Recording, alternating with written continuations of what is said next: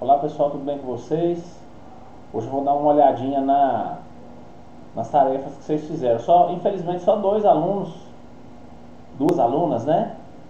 Postaram a tarefa, fizeram a tarefa, não sei o que foi com vocês, se a tarefa estava muito difícil, o que era. Mas aí se vocês, se for por falta de tempo, vocês me avisem que eu libero de novo, tá? Eu estou muito interessado em ver o trabalho de vocês, pessoal, senão fica até difícil de eu avaliar vocês também, né? Então eu preciso disso aí, tá? Então se você, eu não, quase terminei, não deu tempo de postar, alguma coisa assim, me avisa que eu libero mais um tempinho, viu? Então vamos lá, vamos ver aqui. Então o que eu pedi? É uma pesquisa, né? Aí, gente, o que é aqui antes da gente começar de fato? O importante disso aqui não é o texto.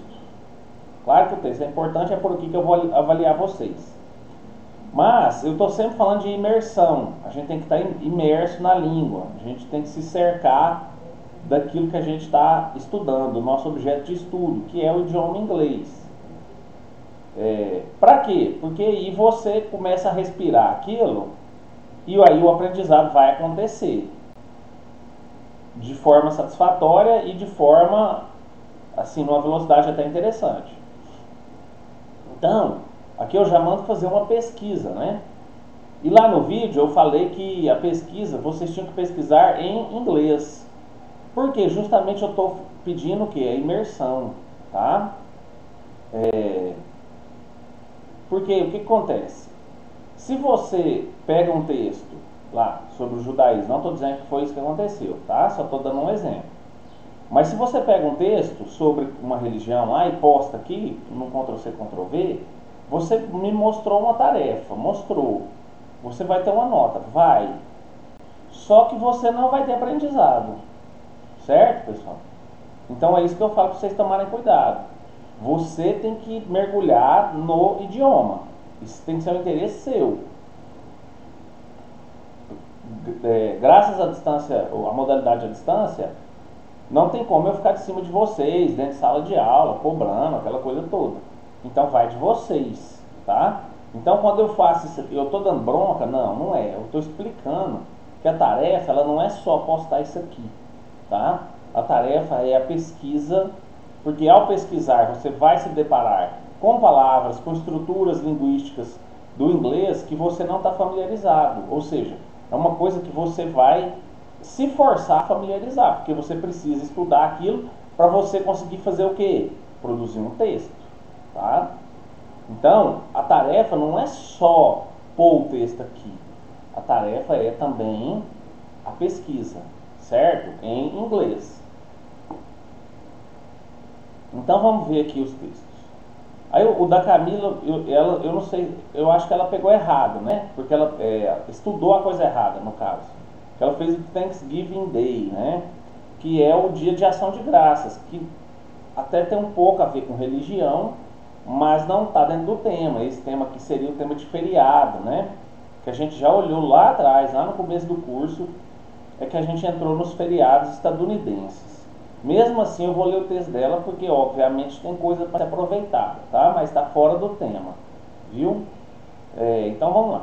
Thanksgiving Day, celebrated on the fourth Thursday of November in the United States. Isso aqui é uma coisa muito comum nos Estados Unidos, né? Os feriados eles são comemorados não numa data específica, tipo dia 15 de novembro. Não, normalmente é na quarta segunda-feira, no primeiro domingo do mês, daquele mês específico, né? Ou seja, não tem um dia específico para aquilo. É uma questão deles lá, né? Da cultura deles. Então, celebrado na quarta, quinta-feira, né? Thursday é quinta-feira, aí tem a Black Friday, que é na sexta-feira, na quarta, quinta-feira de novembro nos Estados Unidos. It is a day when people show their gratitude to God with prayers and feasts. Então, por isso tem a ver com religião, né? Mas nesse tema aqui você está falando dos feriados. E não é um feriado religioso. Isso é importante também da gente destacar, viu? Não, esse não é um feriado religioso. Ele é um feriado, ele é mais sobre os pioneiros. Quando eles vieram da Inglaterra para os Estados Unidos, e aí eles desbravaram aquele terreno, né, se alojaram ali. Esse feriado é mais para isso. Aí eles criaram esse feriado que agradecia, né, para agradecer aquela terra e tal, nesse sentido, né. Então é um dia quando as pessoas mostram a gratitude delas, né, o agradecimento, a gratidão, né, a gratidão para Deus com orações e banquetes. Tá? Feasts é banquete. Interessante do feast aqui, ó, é que a gente, se for o verbo to feast, aí pode ser banquetear, né? Mas aí é estranha essa palavra, né? Deixa eu mostrar para vocês aqui. Então tem o feast. Feast é um banquete, fartura, no sentido de comida, de alimentar-se, tá? Aí to feast é o verbo, só que banquetear seria, né? Farturar, é nesse sentido, tá? E no mesmo sentido de o que? De alimentar, certo? Mas não é um verbo muito comum. Ele surgiu por causa dessa palavra. Então, tipo assim, vamos num banquete, né? Então, o que a gente vai fazer lá? Banquetear. Só que a gente não usa isso em português, né? Dessa forma. A gente tem um banquete, mas a gente não tem o verbo do banquete. Até dá para fazer, dá para criar ele, é um neologismo isso aqui, né? Mas a gente vai lá e comer bastante, por exemplo. Se empanturrar, alguma coisa assim. Então são diferenças entre as línguas que é interessante a gente perceber, né? The first Thanksgiving Day was held in Plymouth, Massachusetts, by the settlers who founded the village. They celebrated in the early autumn, in thanks for the good harvest they had. Então, o primeiro dia de ação de graças aconteceu, was held, porque o held aqui está pequeno, né? Esse held, pessoal, é o verbo to hold, tá? E ó, então to hold é o verbo segurar. E aí held é o segurou, tá? E o particípio, não, held é segurado. E o particípio que é held também, se eu não estiver muito enganado. Depois vocês olhem aí e me falam, não tenho certeza, tá? Mas enfim, esse é o verbo.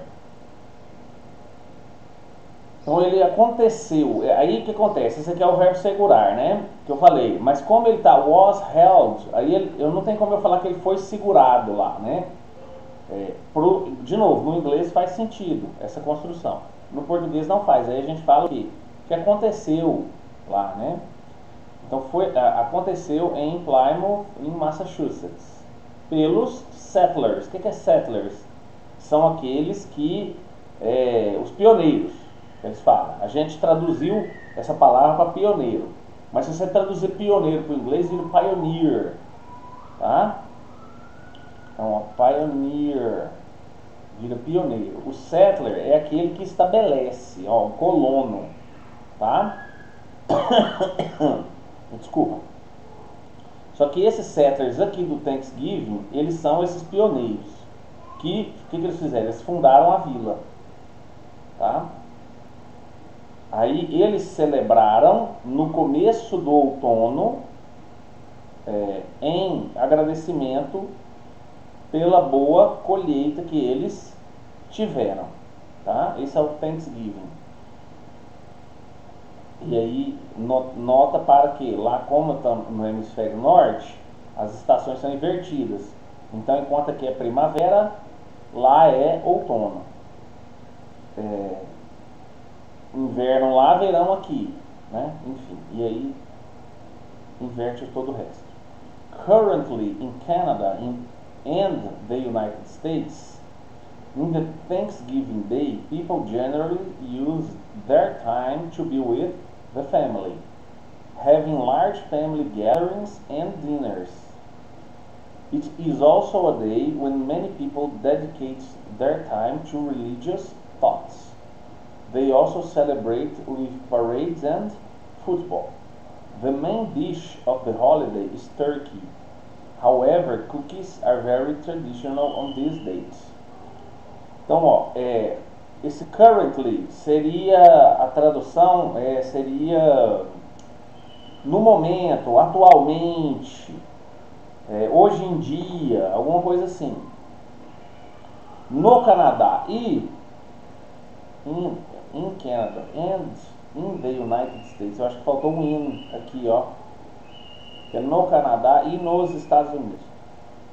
No dia de ação de graças, as pessoas normalmente, geralmente, usam o tempo delas para estar, to be with the family, para ficar com a família, tá? Tendo large family gatherings, então reuniões familiares, grandes reuniões familiares. Large family gatherings seria grandes reuniões familiares e jantares. Também é o dia quando muitas pessoas dedicam o tempo delas a pensamentos religiosos.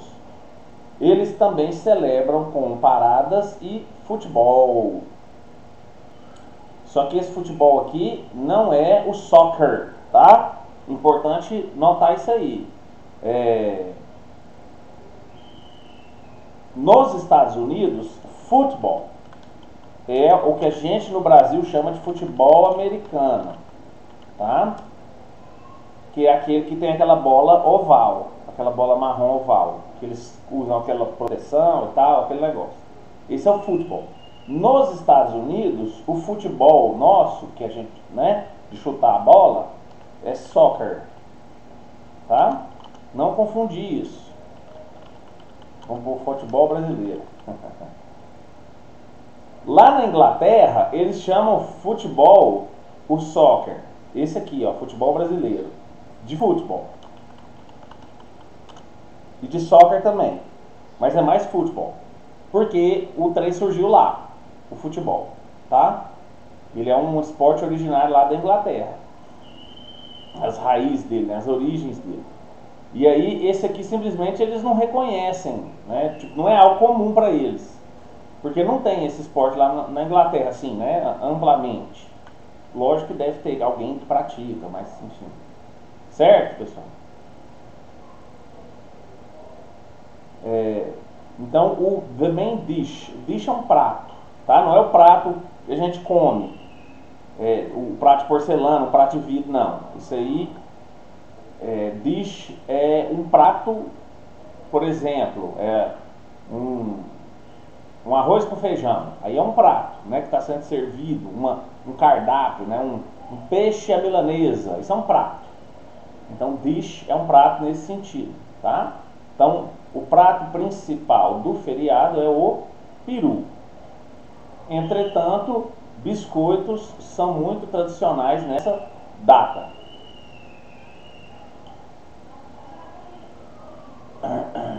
Então, esse foi o da Camila. Vamos ver o da Érica. Ela falou do judaísmo aqui. E aí a Érica fez da forma correta. O que ela fez? Ela pegou religião alguma, né?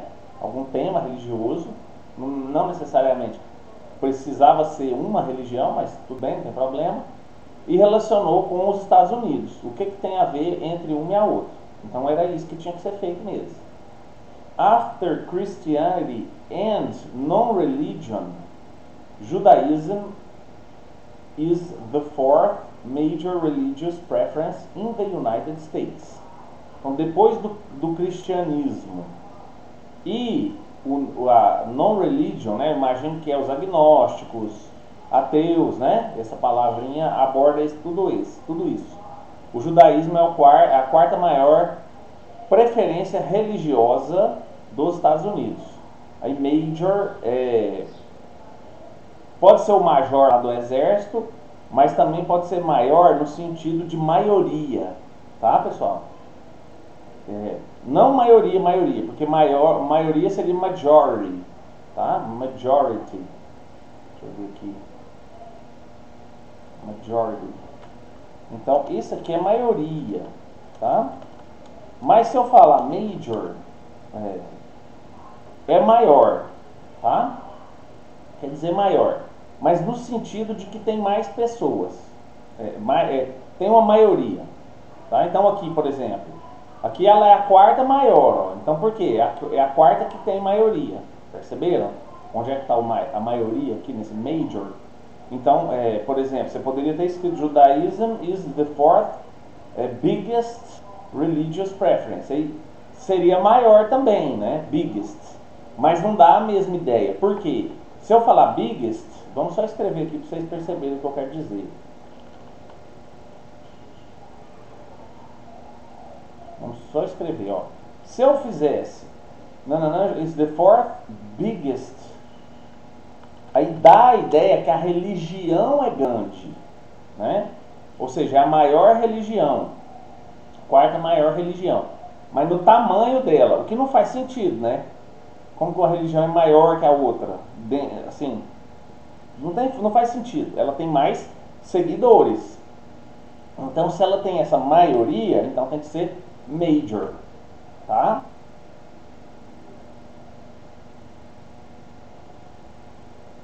Today's Jews have been present in the United States since the 17th century. Então, os judeus atuais, né, os de hoje, estão presentes, estiveram presentes, têm estado presentes nos Estados Unidos desde o século 17. E aí você repara que no português a gente fala século 1º, 2º, 3º, 4º, 5º, 6º, 7º, 8º, 9º e 10º. Depois do 10º a gente fala 11, 12, 13, 14, 15, 20, 21. No inglês, eles sempre vão pôr em ordem. Então, 17th century, a tradução seria século 17º. Só que no português isso não faz sentido, então a gente vai falar século 17, tá? Mas é só uma questão da preferência deles, de como dar essa nomenclatura aqui, viu, pessoal?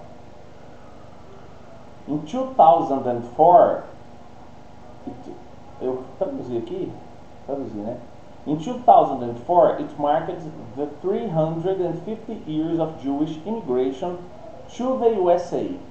Então, em 2004, eu recomendo por data, viu, Érica? Não está errado. No português, a gente prefere que não ponha a data, quando é em texto corrido assim. Como está no texto, você escreve a data, 2004. Se bem que até com data é melhor você escrever o numeral. Nesse caso eu escreveria em numeral, viu? Esse data assim é numeral, é mais interessante. Ou então você faz assim no século 17, dessa forma aqui, aí tudo bem.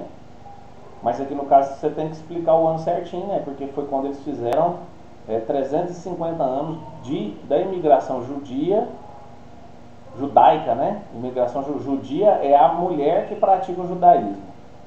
A judaica tem a ver com, de fato, a religião. Tá? A imigração aqui é judaica para os Estados Unidos.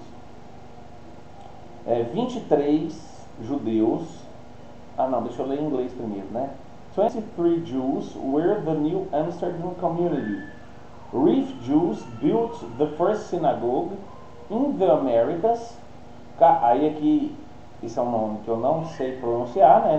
Se a gente pode tentar pronunciar em inglês, mas não sei se é a pronúncia correta, porque é um nome judaico, né? do hebreu, certo? Kahal Zer Israel. E aqui, esse aqui é Israel, em inglês lê Israel, tá? Israel. In the old street dos Jews, aqui você escreveu errado, né? Of the Jews, and in the current street, good Jesus. recently restored by the Safra Foundation and reopened to the public. Tá, isso aqui parece um pouco confuso, vamos ver. 23 judeus foram a nova comunidade Amsterdã. Reef Jews built the first, os judeus juízes, eu não sei o que significa isso. Reef Jews, judeus, estranho aí, hein?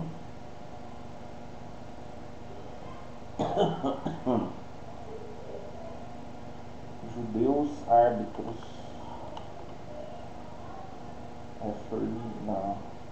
Não sei o que você quis escrever aqui não, Érica. Com esse reef aqui. Não sei se digitou errado, o que foi? Construíram a primeira sinagoga nas Américas. Aí o Kahar Zur Israel, na velha Rua dos Judeus, e a atual